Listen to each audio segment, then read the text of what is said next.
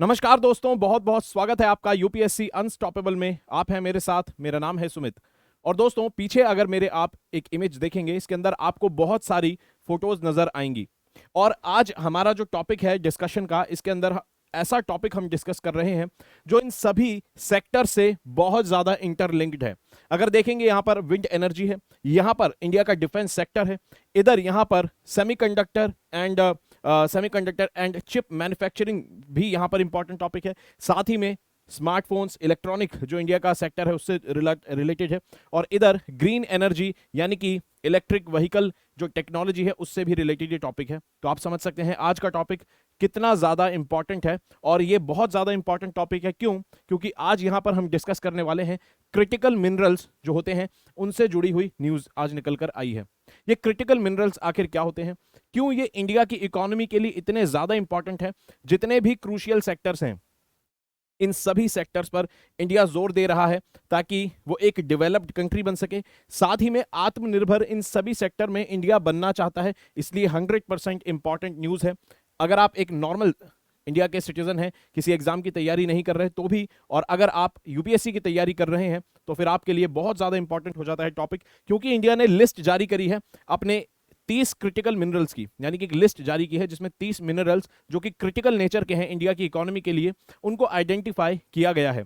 तो ये न्यूज जो है ये क्यों हमारे लिए इंपॉर्टेंट है? क्योंकि भाई अगर एग्जाम को देखें, प्रीवियस ईयर के क्वेश्चंस को देखें, तो मिनरल्स और मिनरल्स के डिस्ट्रीब्यूशन, उनकी एप्लीकेशन पर डायरेक्ट क्वेश्चंस पूछे गए हैं। यहां पर अगर बात करें मेंस 2021 की, तो मेंस 2021 में आपको यहां पर देखने को मिलता है कि भाई यहां पर मिनरल्स के डिस्ट्रीब्यूशन के ऊपर, और इंडिया में गोंडवाना लैंड का इंडिया पार्ट था, फिर भी यहां पर मिनरल्स एक्सप्लोरेशन इतना कम क्यों है? मिनरल जो माइंस एंड मिनरल सेक्टर है उसका जो कंट्रीब्यूशन है इंडिया की जीडीपी में, वो इतना कम क्यों है? क्वेश्चन पूछा है। साथ ही में यहां पर यूपीएससी 2023 के अंदर प्रीलिम्स के अंदर पूछा है क्वेश्चन कि भाई बताएंगे कौन सा देश है जो सबसे ज्यादा कोबाल्ट का प्रोडक्शन करता है? और कोबाल्ट एक क्रिटिकल मिनरल है। तो 2023 के पेपर में डायरेक्ट क्रिटिकल मिनरल के ऊपर क्वेश्चन प्रीलिम्स में आया। बहुत ज्यादा चांसेस हैं मेंस 2023 में या फिर मेंस 2024 में इंडिया की जो क्रिटिकल मिनरल्स को लेकर पॉलिसीज हैं उसके ऊपर एक क्वेश्चन मेंस में 100% चांसेस हैं कि जरूर पूछ सकता है। तो यहां पर ये जो टॉपिक है हमारे डिस्कशन का, ये जो पेपर से रिलेटेड है डायरेक्टली जीएस पेपर 1 के अंदर, मिनरल्स एंड उसका डिस्ट्रीब्यूशन वर्ल्ड वाइड और इंडिया के अंदर, यानी कि मिनरल्स जो है पूरी दुनिया और इंडिया में किस तरह से फैले हुए हैं, उनका क्या डिस्ट्रीब्यूशन है, उससे रिलेटेड है। साथ में हमारा जो पेपर 3 है इंडिया की इकोनॉमी के लिए, इंडिया का जो टेक्नोलॉजिकल सेक्टर है उसके लिए, ठीक है, एनवायरमेंट से जुड़ी हुई है। क्यों? क्योंकि क्लीन एनर्जी के लिए क्रिटिकल मिनरल्स जरूरी होते हैं। एप्लीकेशन उनकी देखी हमने, फोटो में देखा कि वहां पर जरूरी है, ठीक है। तो यहां पर 2 पेपर से इंटरसेक्ट करता है ये टॉपिक।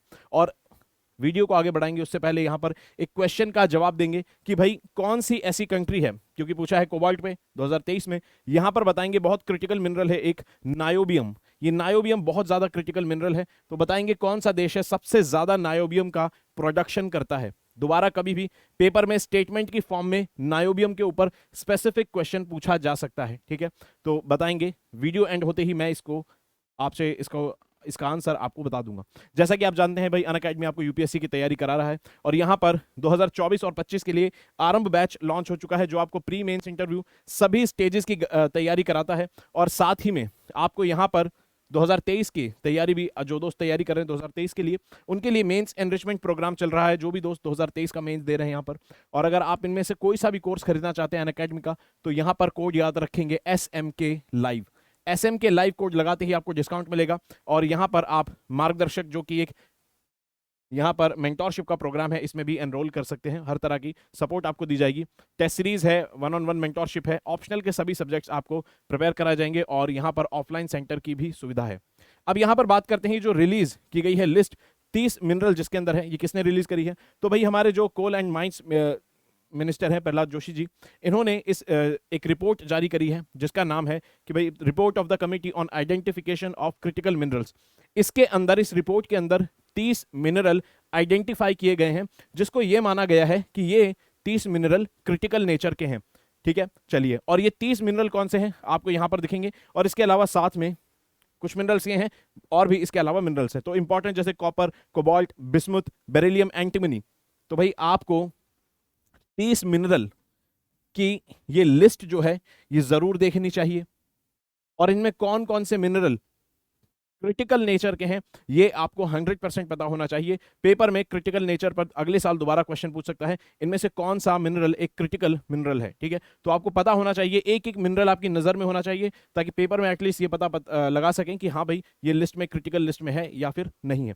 जैसे अगर कॉपर को अगर देखें तो हमारी जनरल टेंडेंसी होगी कि कॉपर को समझेंगे ये कैसे एक क्रिटिकल नेचर का हो सकता है, ये तो कॉपर तो बहुत नॉर्मल सा एक मेटल है, जबकि कॉपर एक क्रिटिकल लिस्ट के अंदर एक मेटल आता है, ठीक है। उसी तरह से लिथियम, क्योंकि आप जानते हैं भाई लिथियम यूज होता है बैटरीज बनाने में, और जो कि इलेक्ट्रिक व्हीकल्स के लिए, इंडिया के एनर्जी ट्रांजिशन के लिए बहुत ज्यादा इंपॉर्टेंट है, ठीक है। तो आप यहां पर देख सकते हैं। अब क्रिटिकल मिनरल्स आखिर होते क्या हैं? तो क्रिटिकल मिनरल्स उन मिनरल्स को कहा जाता है जो कि भारत के इकोनॉमिक सेक्टर में बहुत ज्यादा क्रूशियल रोल प्ले करते हैं। हमारा इकोनॉमिक सेक्टर उस पर डिपेंड करता है। साथ ही में अगर ऐसे मिनरल जिनकी सप्लाई चेन में डिसरप्शन आ सकता है, जिनकी सप्लाई में अगर प्रॉब्लम आ जाए तो हमारी इकोनॉमी में प्रॉब्लम आ जाएगी, या फिर जिनके प्राइसेस में, जिनके दाम में अगर कुछ ज्यादा ऊपर नीचे दाम होते हैं तो भी हमारी इकोनॉमी में समस्या कर सकते हैं, उनकी नॉन अवेलेबिलिटी या नॉन अफोर्डेबिलिटी। ऐसे मिनरल्स को कहते हैं क्या? Critical minerals. हमारी इकोनॉमी के लिए बहुत ज्यादा क्रूशियल होते हैं, ठीक है।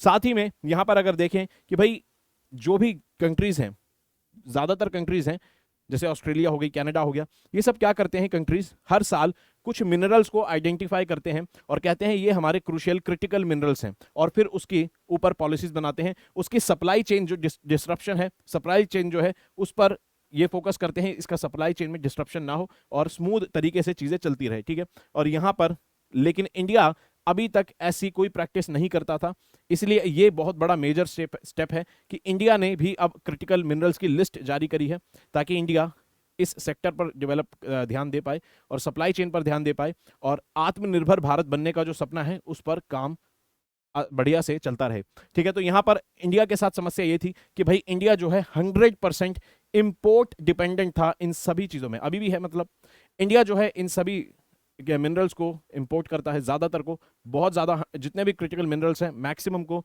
इंडिया, अगर कॉपर को छोड़ दिया जाए, कॉपर को या फिर उसके अलावा एल्यूमिनियम या फिर कुछ और अगर हम क्रिटिकल मिनरल्स को छोड़ दें, तो ज्यादातर जो आपको देखने को मिलेंगे 100% इंपोर्ट डिपेंडेंस आपको क्रिटिकल मिनरल्स में इंडिया की दिखेगी।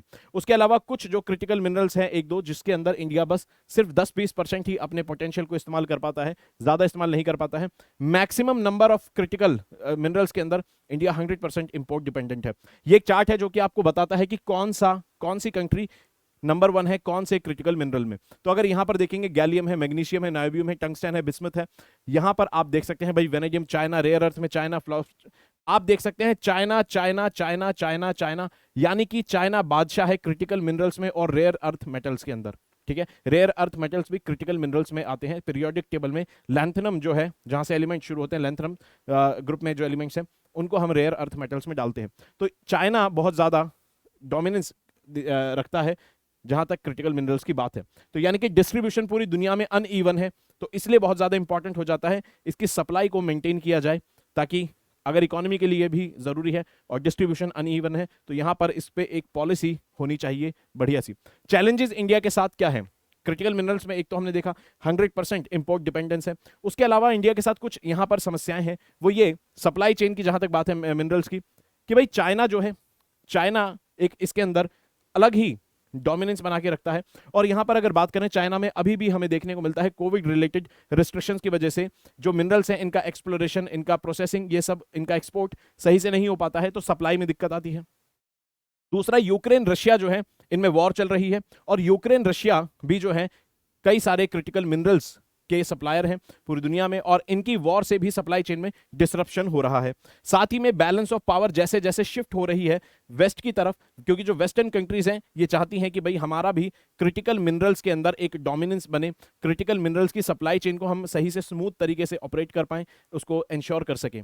और यहां पर क्योंकि आप देख सकते हैं कि भाई रशिया और चाइना का जो नेक्सस है, इससे डर लगता है वेस्ट को कि भाई कल को ये लोग सप्लाई चेन जो है क्रिटिकल मिनरल्स की, इसको डिस्ट्रप्शन इसमें कर सकते हैं। तो यहां पर वेस्ट ने क्या करा है, वेस्टर्न कंट्रीज ने मिनरल सिक्योरिटी पार्टनरशिप बनाई है और G7 की सस्टेनेबल क्रिटिकल मिनरल्स अलायंस, ये 2 तरह के ग्रुप्स बनाए हैं ताकि क्रिटिकल मिनरल्स की जो सप्लाई चेन है उसको स्मूथ तरीके से चलाया जा सके। लेकिन समस्या यह है कि वेस्टर्न कंट्रीज का ये जो अलायंस है, ये जो इनिशिएटिव है, इसमें इंडिया पार्टिसिपेंट नहीं है, इंडिया इसका पार्ट नहीं है। तो इंडिया को इंश्योर करना होगा कि भाई हमारी जो सप्लाई चेन है उसमें कोई समस्या ना आए। तो यहां पर इसलिए, और जो चौथा पॉइंट है वो ये कि भाई ये जो पूरा क्रिटिकल मिनरल का सेक्टर है ये बहुत जरूरी होता है रिन्यूएबल एनर्जी के लिए। यानी कि अगर इंडिया को अपने एनर्जी टारगेट्स कंप्लीट करने हैं, अपने जो पेरिस क्लाइमेट डील के अंदर जो इंडिया ने अपने टारगेट्स एनहांस कर दिए हैं, बढ़ा दिए हैं, एम्बिशियस टारगेट्स, जिनको हम जो कि प्राइम मिनिस्टर ने 5 पॉइंट्स दिए थे, ठीक है, पंचामृत, अगर उनको कंप्लीट करना है तो यहां पर हमारे पास बहुत ज्यादा जरूरी है कि हम क्रिटिकल मिनरल्स पर ध्यान दें, एनर्जी रिन्यूएबल सेक्टर को अगर बढ़िया से चलाना है, ठीक है। अब रिलीज करी जो ये लिस्ट गई है, अब ये जो लिस्ट रिलीज करी गई है, इसके अंदर आप देखेंगे कि एक कमेटी बनाई गई थी। इस कमेटी का नाम याद रखेंगे क्योंकि एग्जाम में डायरेक्ट कमेटी भी पूछ सकता है। वीना कुमारी देरमल के अंडर ये कमेटी बनी है और इस कमेटी ने आइडेंटिफाई करे हैं 30 क्रिटिकल मिनरल्स इंडिया के लिए, ठीक है। साथ ही में भाई इंडिया जो है अभी तक 95 मिनरल्स जो है उनको प्रोड्यूस करता है, लेकिन अब 30 ये जो क्रिटिकल मिनरल्स हैं इन पर स्पेशल फोकस होगा ताकि हमारी इकोनॉमी जो है सही से स्मूथली फंक्शन कर सके। और कुछ स्टडीज जो हैं ऑलरेडी पिछले साल ये स्टडीज जारी हुई थी 2022 में, ये बताती हैं कि भाई इंडिया को नेशनल स्ट्रेटेजी लानी चाहिए अपनी क्रिटिकल मिनरल्स के सप्लाई चेन को स्मूथ तरीके से चलाने के लिए और इकोनॉमी के अंदर कोई डिसरप्शन ना हो, उसको इंश्योर करने के लिए सरकार को यहां पर नेशनल स्ट्रेटेजी लानी चाहिए। और इस रिपोर्ट ने भी 22 से 23 क्रिटिकल मिनरल्स आइडेंटिफाई करे थे इंडियन इकोनॉमी के लिए। तो ऑलरेडी पिछले साल यहां पर स्टडी आ चुकी थी और लास्ट ईयर फिर नवंबर के अंदर आपने देखा कमेटी एस्टैब्लिश हो गई थी जो कि अब क्रिटिकल मिनरल्स आइडेंटिफाई करती है। ये एक ग्राफ है जो कि आपको ये बताता है कि कौन से मिनरल की इकोनॉमिक इंपॉर्टेंस क्या है और उसका रिस्क कितना है। तो आप देख सकते हैं कि भाई यहां पर इकोनॉमिक इंपॉर्टेंस है और इधर रिस्क सप्लाई बताई गई है। तो यहां पर अगर आप जाएंगे नायोबियम, अगर आप देखेंगे सबसे ज्यादा इकोनॉमिक इंपॉर्टेंट है, इकोनॉमिक इंपॉर्टेंस बहुत ज्यादा है और रिस्क भी इसको बहुत ज्यादा है। तो इसीलिए मैंने आपसे नायोबियम का सवाल पूछा था क्योंकि सबसे ज्यादा इसका सप्लाई रिस्क है और सबसे ज्यादा इकोनॉमिकली इंपॉर्टेंट है, ठीक है। बाकी आप यहां पर देख सकते हैं ये सभी लोग हाई रिस्क और हाईली इकोनॉमिक इंपॉर्टेंस के अंदर आते हैं। सारे जितने कोबाल्ट, लाइमस्टोन और क्रोमियम ये सब यहां पर आते हैं। तो एक बार देख लेंगे, आपको इंपॉर्टेंस पता चलेगी किस एलिमेंट की क्या, किस मिनरल की, किस एलिमेंट की क्या इंपॉर्टेंस है। साथ ही में अगर बात करें सरकार ने इस पर क्या स्टेप्स लिए हैं, क्रिटिकल मिनरल्स की सप्लाई को बढ़ाने के लिए सरकार ने अभी तक क्या किया है। तो सरकार ने यहां पर कुछ बायलैटरल एग्रीमेंट्स करा है। अगर आपने देखा होगा अर्जेंटीना के साथ सरकार ने एग्रीमेंट करा, ऑस्ट्रेलिया के साथ क्रिटिकल मिनरल्स के ऊपर बायलैटरली सरकार ने देशों से डील किया, जो कि बहुत ज्यादा जरूरी है। क्यों? क्योंकि इंडिया किसी पार्टनरशिप का पार्ट नहीं है। उसके अलावा सरकार ने ऑलरेडी 2019 के अंदर एक कंपनी बना चुकी थी जो कि क्या करेगी, विदेशों में जाकर इंडिया की क्रिटिकल मिनरल्स की जो सप्लाई है उसको इंश्योर करेगी और ये कंपनी का नाम है काबिल, ठीक है, खनिज विदेश इंडिया लिमिटेड, ठीक है। और ये जो कंपनी है, 3 जो सरकारी कंपनी है, 3 पीएसयूज, उनका कॉम्बिनेशन है नाल्को, एमईसीएल और एचसीएल का, ठीक है। 2019 में बनी थी, मिनिस्ट्री ऑफ माइंस के अंडर है और इक्विटी का आप डिस्ट्रीब्यूशन देख सकते हैं। काबिल के ऊपर भी डायरेक्ट प्रीलिम्स के अंदर क्वेश्चन पूछा जा सकता है, इसलिए यहां पर इसको पढ़ना जरूरी है। तो अब यहां पर जाते जाते बताएंगे कि भाई इसका सही जवाब क्या था। तो नायोबियम जो सबसे ज्यादा प्रोड्यूस करता है वो ब्राजील है, आपने लिस्ट में भी देखा होगा। साथ ही में जाते जाते मुझे बताएंगे कि भाई 2019 के अंदर लिथियम आयन बैटरीज बनाने वाले जो केमिस्ट थे उनको नोबेल प्राइज मिला था। मुझे उनका नाम बताएंगे, कमेंट बॉक्स में उनका नाम बताएंगे जिनको 2019 के अंदर लिथियम आयन बैटरीज बनाने के लिए नोबेल प्राइज मिला था। बहुत ज्यादा क्रूशियल है पूरी दुनिया के एनर्जी ट्रांजिशन के लिए। और अगर आपको इंस्टा पे मुझसे कनेक्ट करना है तो डायरेक्ट आपसे जुड़ सकते हैं। पीडीएफ के लिए टेलीग्राम चैनल ज्वाइन करना होगा और मेल भी कर सकते हैं और भी कोई डाउट हो तो। तब तक पढ़ेंगे, अपना ख्याल रखेंगे। जय हिंद दोस्तों।